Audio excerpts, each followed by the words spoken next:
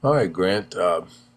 We started working on just learning how to focus on a motor skill when you're working out. If you're trying to change a certain way that you approach a ball, you really need to work on just really shortening up your motor skill through your swing and start trusting. That's also going to start showing you how your hand-eye coordination works.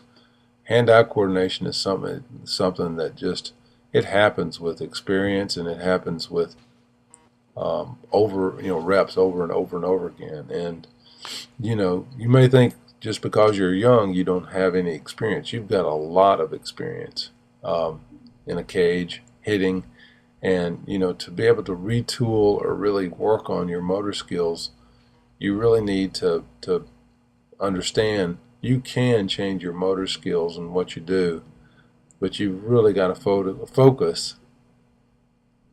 Here, we're what I was trying to do is see what your back elbow is doing when your heel hits the ground. When your left heel hits the ground, I want you to pause this YouTube right here, right there, and then see where your elbow is. See if it's um, right underneath your palms, right underneath your hands, or if it's towards the catcher.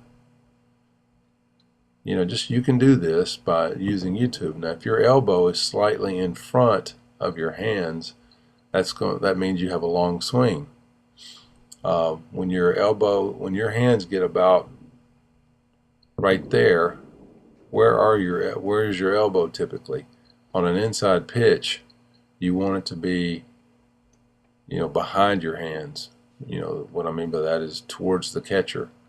So, you can stop the video and look at it right there and see if your elbow precedes your hands, then you need to start working on shortening up your swing. That means you keep your elbows close to your body.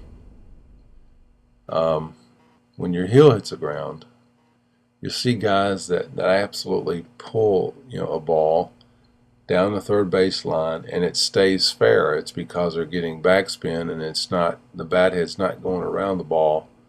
And I think a lot of times your ball will actually, that you pull, will actually curve towards the line a lot, and it's because your hands are going on the outside part, getting outside the ball. So you want to make sure. We also talked about timing and the timing issues, and I've got a clip at the end of this. You might definitely want to make sure that you start your foot up and you start breathing, so that you're not rushing. You want to start when the pitcher breaks his hands. Watch B.J. Upton. When he breaks his hands right here, you can see he starts his mechanics. He starts his foot, and right there he recognizes what the pitch is. I'll show this several times so that you can see it.